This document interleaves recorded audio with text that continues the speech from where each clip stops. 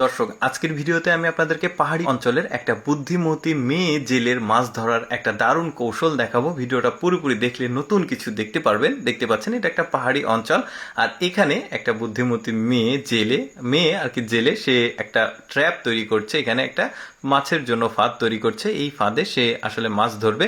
কিভাবে তৈরি করছে পুরো প্রক্রিয়াটি কিন্তু একদমই বুদ্ধি খাটিয়ে করছে। প্রথমে বাঁশ দিয়েছে, যে দিক দিয়ে পানির স্রোত যাচ্ছে, পাহাড়ি ছোট ছোট চিকন নদী থাকে, সেখানে প্রচুর মাছ থাকে, আর ওইখানে কিন্তু তারা বিভিন্ন রকম বুদ্ধিতে মাছ ধরে। দেখতে পাচ্ছেন ওইখানে 4টা বাঁশ দিয়ে এসেছে, ফ্রেম করেছে। এবার সে চড়াট তৈরি করছে, এটাও বাঁশের ফালে দিয়ে চড়াট তৈরি করা হয়ে গেছে। এখন এটা নিয়ে গিয়ে ওই যে ফ্রেম দিয়েছে বাঁশের, ওই ফ্রেমের উপরে এভাবে সুন্দর করে আটকে দিবে, দিয়ে চারদিক দিয়ে ক্লিপ দিয়ে এটাকে আটকানো হবে। এই যে দেখতে পাচ্ছেন, মানে পাহাড়ি অঞ্চলের মানুষজন কিন্তু বিভিন্ন পদ্ধতিতে তারা বিভিন্ন কাজকর্ম করে জীবিকা নির্বাহন করে। এর মধ্যে কিছু মানুষ থাকে তারা মাছ ধরে জীবিকা নির্বাহন করে। পাহাড়ি ছোট ছোট যে চিকন নদীগুলো থাকে, তো সেখানে প্রচুর পরিমাণে মাছ থাকে। আর কিছু কিছু জায়গা থাকে যেখানে অনেক বেশি গভীর, সেখান থেকে মাছগুলো উঠে আসে। যখন বৃষ্টি হয়, পাহাড়ের ঢল আসে, পাহাড় থেকে পানি আসে, তখন এই ধরনের ক্যানেল তৈরি হয়, স্রোত আসে, আর সেখানে কিন্তু প্রচুর মাছ আসে। পাহাড়ি যে নদীগুলো থাকে গভীর, সেই নদীগুলো থেকে। এই যে দেখতে পাচ্ছেন মোটামুটি তার কিন্তু ফাঁদটা তৈরি করা হয়ে গেছে।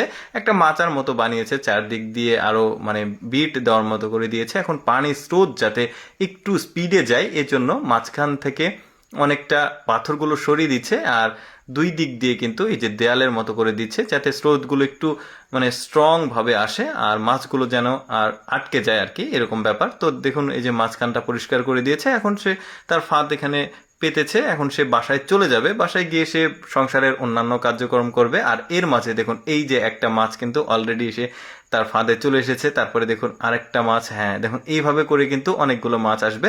তবে ম্যাক্সিমাম মাছগুলো ওরা আসলে পাহাড়ি অঞ্চলের এই ধরনের নদীগুলোতে কার্ফু জাতের মাছগুলো বেশি স্রোতে আসে।